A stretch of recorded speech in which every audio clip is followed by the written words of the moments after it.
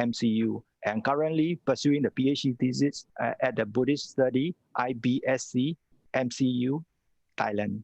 So Seattle, please start your the talk, please. Good evening, all the believers, all zealots, and all our devotees. So I'm very happy to see all of you. So now I respect the most venerable Lord of God and all that. Especially, I want to say thank you very much, the McDonald founders or the McDonald family. Now, my name is Ven.Pannasara, and now I stay in Thailand to study British Persia, full study at Mount Shaolong Rajawarriya University in Thailand. So today, my topic is Rebirth based on the law of Kamma. So I understand my topic is very wide, but I need to focus to explain according to their Theravada point of views. So what is the meaning of rebirth? Rebirth is the nature of all kinds, gain and gain, not created by any particular religion or God. Belief or disbelief does not make any difference to the process of the rebirth or the avoiding to the rebirth. So we need to understand rebirth takes process as long as craving for the existence and craving for essential pressures or attachment is it in the mind. According to the Bidama, rebirth immediately follows, but we must understand rebirth is not the result of that in the previous life. In the next life, rebirth is the result of the Kamma. So that's why rebirth means we will be reborn another life, and it is the result of Kamma when we did in the first life. So one of philosopher, who is the American philosopher friend, he mentioned about the rebirth process. The Puna Bhavat or rebecoming is to occur according to the personal best Kamma. It is also absolutely true because of the Diganikaya Mahayana Sutta. Buddha detailedly explained about divine originations of Prajasambhu Bharat. So it is very wide, but I want to explain, I want to focus to explain about Vesa Bisya Singara. So what is Vesa? Vesa means the ignorance or delusion. We didn't know how to apply the vulnerable tools and the noble evil parts in the first life, especially how to educate the samsara lead to the nirvana in the first life. We didn't know. That's why we did the Singara. So what is Singara? Singara means the karmic actions. But we need to understand the three kinds of Singaras. Number one, Abunyavi Singara. Abunyavi Singara means the akusara karma or the unwholesome action. Some people did Abunyavi Singara or unwholesome actions or akusara karma. They were born the lower stage or the lower existence, especially the hell, the animal world, the hungry ghosts, and the world, the demons. It's called the full abayat. Now to the Punjabi Singara. What is Punjabi Singara? Punjabi Singara means the Kusala Karma or the wholesome actions. Some people did the Punjabi Singaras or Kusala Karma or the wholesome action. They were born to higher existence or higher states, especially the human, the world, the rupa Brahma, or the defined material spheres. Especially now our brother and sister, we are reborn the human. It's a good opportunity to reborn the human because we did the good Kamma in the first life. Now I see the same brothers very beautiful, same sisters very handsome. Sorry, same sisters are very beautiful, same brothers very beautiful. Because we did good Kamma in the first life. Now three, the Anisabi Singara. Anisabi Singara means the Jose Kamma order in material spheres. Some people did Anisabi Singara. They are born to Arivajamot order in material sphere. So we need to understand the three kinds of Singaras. These three kinds of Singara create our lives, not create many any God. We need to understand. Last 2 months, why not? I attend one conference from the India. India professor mentioned about Kamma, the cycle rebirth, or the divine organization. So it is very interesting. At the time, I asked 2 questions to the professor. The first question, what is the reason to be reborn again and again in the samsara? He mentioned about many point of views, but I didn't meet the main point. So this question is conservator with a Singaras. You know that we will be reborn again and again in the samsara. Now we will get body and mind again and again in the samsara because of with a Singara. I already mentioned about with a Singara. The second question I asked the how to integrate the samsara related to the nirvana. He also mentioned many point of views. So this question is, we need to understand how to practice the insight meditations or vipassana meditation. If we deeply understand how to practice the insight meditations or vipassana meditation, we will see the nibbana, we will attain nibbana in this life. But we need to practice the 40s, dhanas, orpha, sila, morality, samatha, concentration, wisdom, insight meditation. We have to practice together.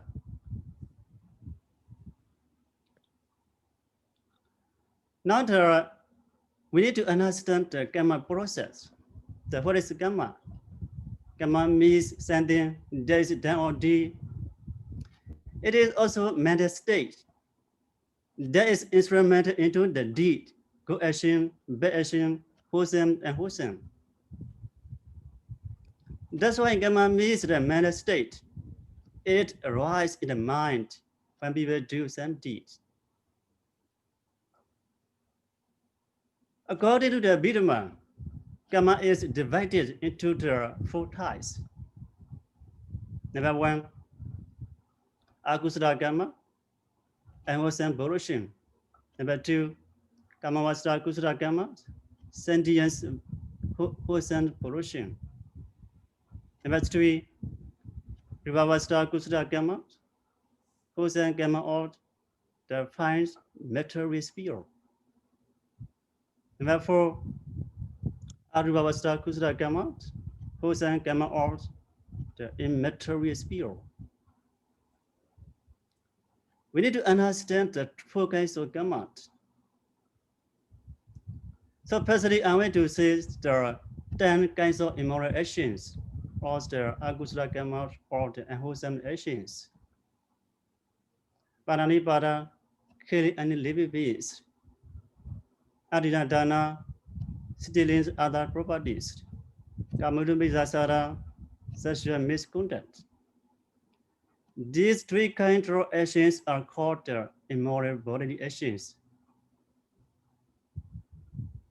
And then there are Pudawada, lying, Vishnawasa, slandering, Pusawasa, using harsh speech, abusive speech, Samapalava, gossiping, or talking freely.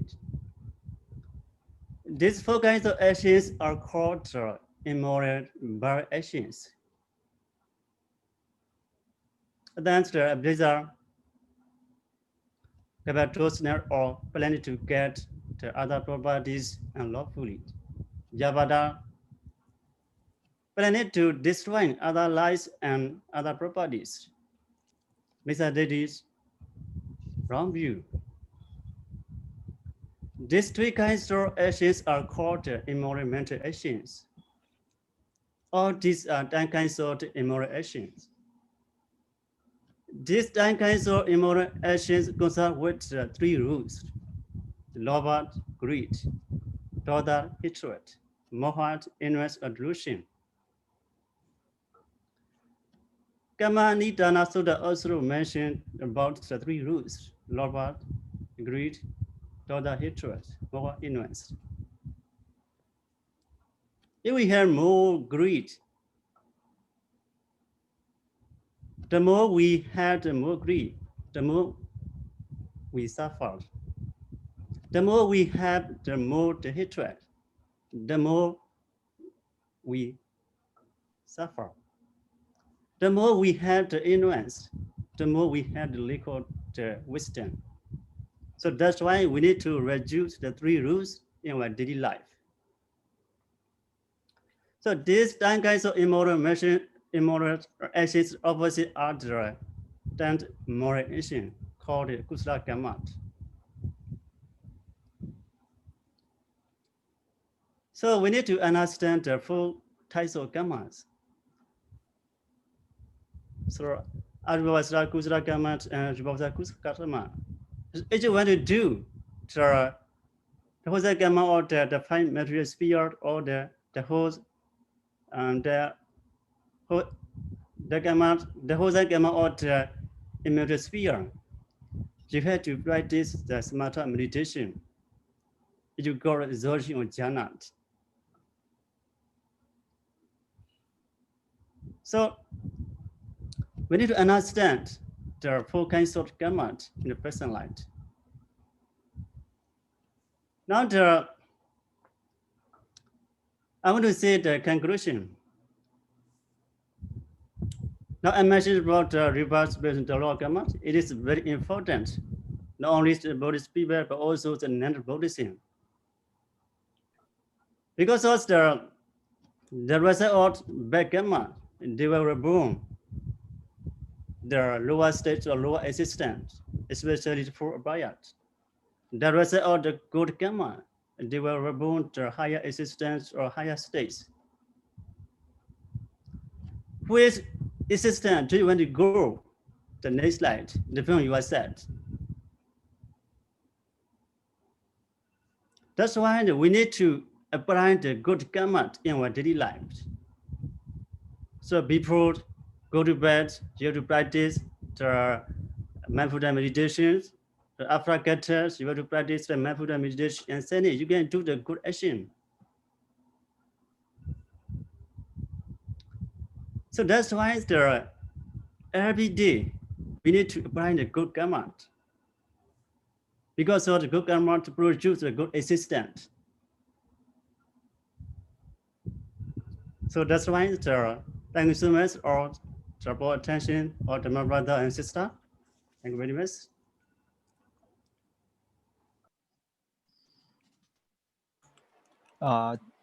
Thank you, Siaro Ashe Pinitara, to deliver the Dhamma talk within 13 minutes 45 seconds. So now I will invite our Dhamma content judges, Ashe Otata. Siaro, please, your comments. Mm-hmm. As you said, this topic is very wide, very deep, very profound. And, there are a lot of people, even the Buddhists are still confused the link of the ignorance and the karma formations. And this link is very difficult to understand. So here, and the rebirth based on karma. So two words, rebirth also are difficult to explain how to link to another life. Also, karma is too broad and very difficult to finish within the 15 minutes. Mainly, you focus on the karma. Mainly, you focus on karma, and if I were you, I would like more explained about the rebirth. Rebirth is you just give only one information. Rebirth is not the result of the death. The rebirth is the condition produced by the karma. That's the only one, and you give us the information. If you can give more information, then you make us to understand about the rebirth. The rebirth is very important, and mainly, and maybe 80%, more than 80%, you give us a lot of karmas, and should be 50-50. Should be 50-50, and we expected to hear about the rebirth also. And because the other religions said they don't have much next life. They don't have a next life. So if we talk about whenever we give whenever we talk about the rebirth, and then they want to know how and who goes to another life. Is it exactly the same being in next life or different? And which make which condition to be another being, or it and who is reborn in the next life, or is it soul, or is it created by someone, some god? So they want to know, because the everything is created by the god. That is what they understand. But in Buddhism, and based on the karma, the being is reborn and next a new life. So how do you relate from old to new? How to relate? And at this point, you need to, if you can, they give more information, then we can understand more. Because maybe the audience may be non-Buddhist, or even Buddhist, they are still confused this link actually, and from old to new, how to link? Is it a being or a soul? We always said, oh, I will go to next slide. I'll go to next slide. That is the same being, and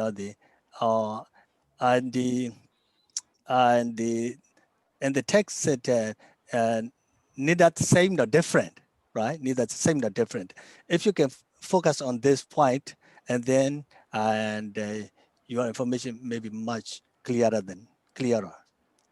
But you give us a lot of the information about the karma. That's good. Okay, here, but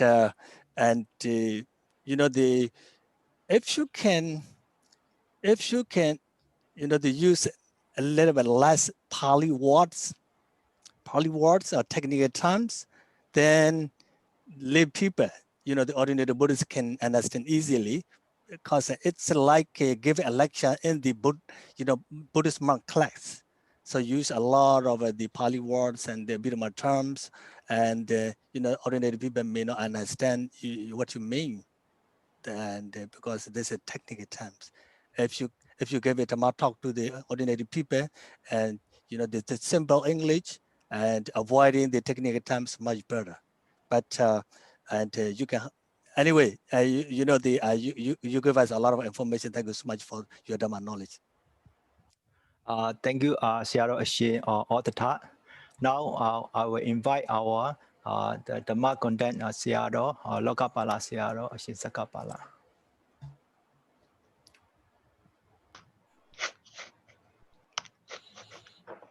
Okay.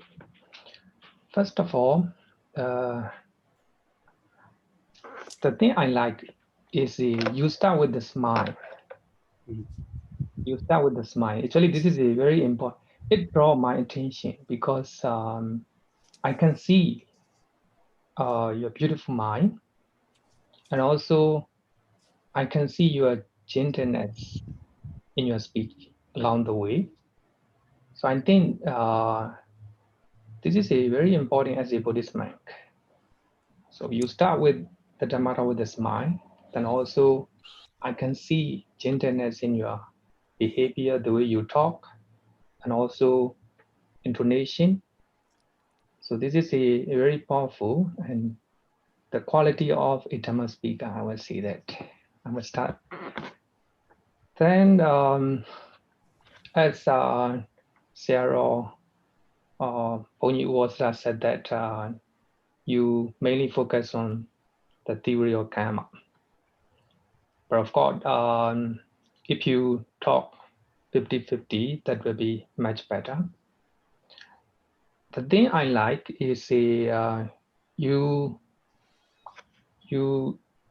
base all your talk dependent origination, Vijapacha Sankara. So because of ignorance, Sankara arises.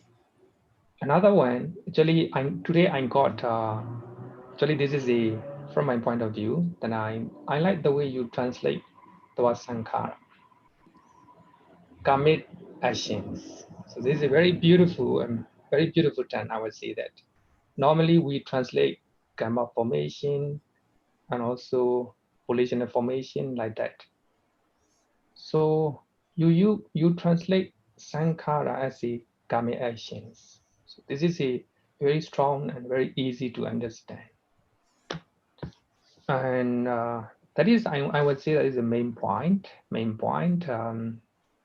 So when you explain theory of Kamma in Abhidhamma, of course, 4 kinds of Kamma. Here also again, you explain 4 unwholesome actions. Then you couldn't explain how to say Punya-kriya virtue, 10 kinds of Punya-kriya virtue, and also what are the Rupa jhana and Arupa jhana, etc. So you should have mentioned maybe a little bit more about 4 type of Kamma in detail. Then other than that, I see very concrete resources that you mentioned, and also you quoted some embodied suttas, just like the Nidana Sutta, to talk about the origin of the root of wholesome and unwholesome. So I will say that very good talk, and also we got a lot of information. And most importantly, I like the way you interact with the audience.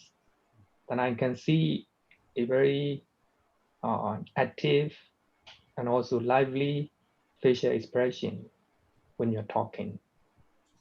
And most importantly, I see gentleness in your mind. I would say that a very beautiful mind. So thank you for showing that. So thank you so much. Thank you, Lokapala Seattle. Now I will invite our English skill, the judges, Momo Lin, please.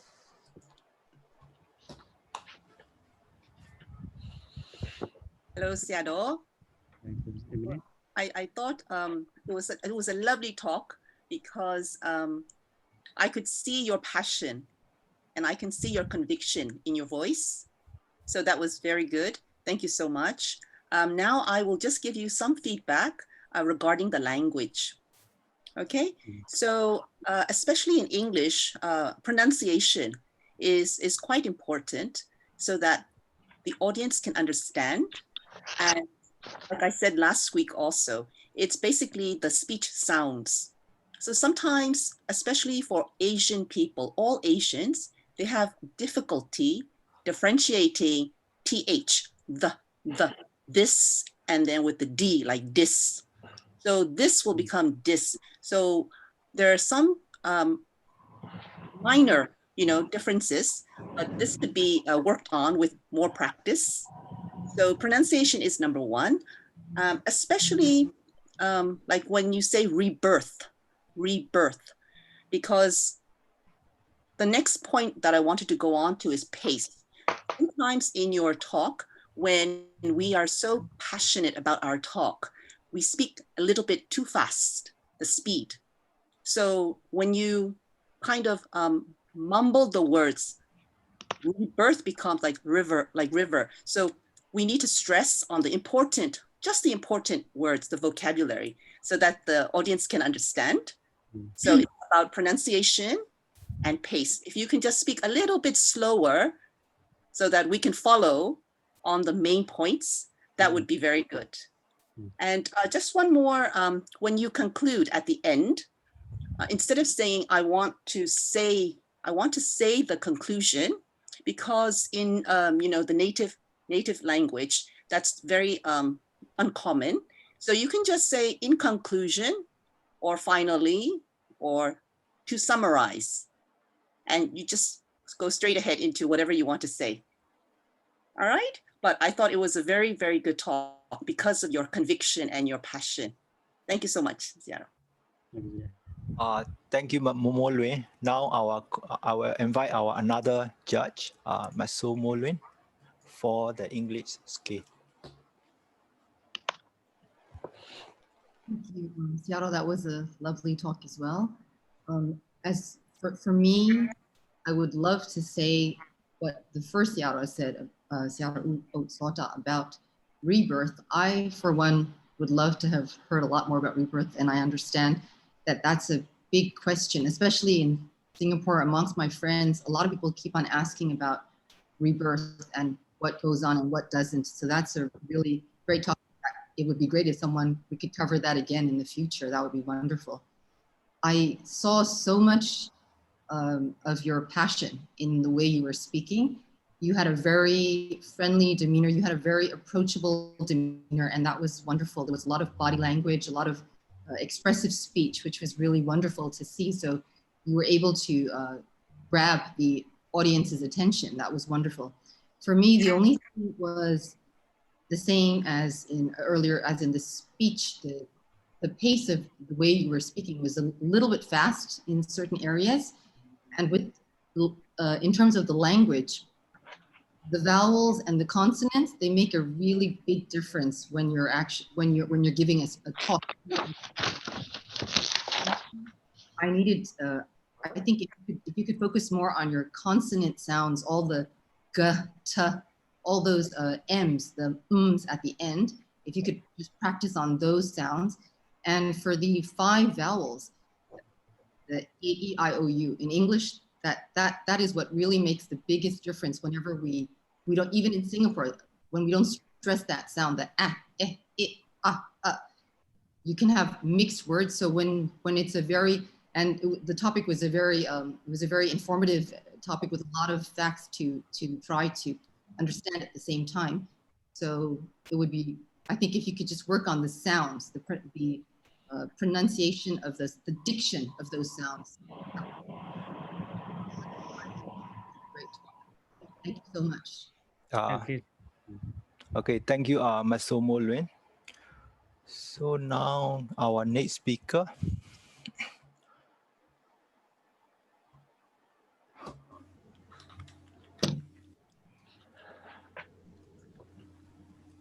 Okay, Siaro Shin Te Zawana, right?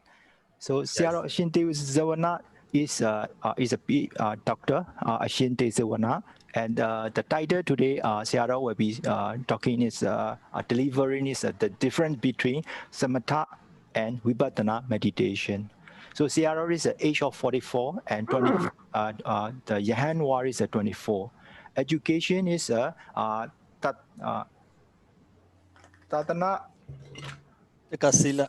Tatana Dakatila Damasriya, BA Buddhism, MA Buddhist Study in Sri Lanka, and PhD Buddhist Study in Titiku Sakai. Current job is a lecturer in Dhammahara Wasa Monastery at the Titiku Buddhist Academy, Mandalay. So, Siaro, you are Dhamma, please. May I use a PowerPoint, please? Please allow me. You just go to the share screen at the bottom of the screen. Yes, at the but, bottom. I just give the permission now. Yeah. So, yes, but must allow. Yeah, the host. The host close. Yeah. That's why Yeah. You need to allow him to to Yeah, show yeah, the yeah. screen. I just allow the I enable the screen sharing. The Okay. screen sharing.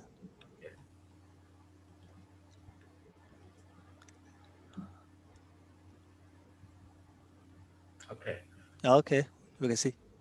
Okay. So, good evening, honorable judges, distinguished speaker, and observers. Nice to meet you all.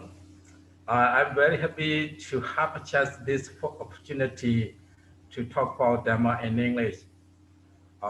My name is Dijwenda. I'm from Mandalay. Before I'm going to talk about this topic and pay homage to the Buddha and pay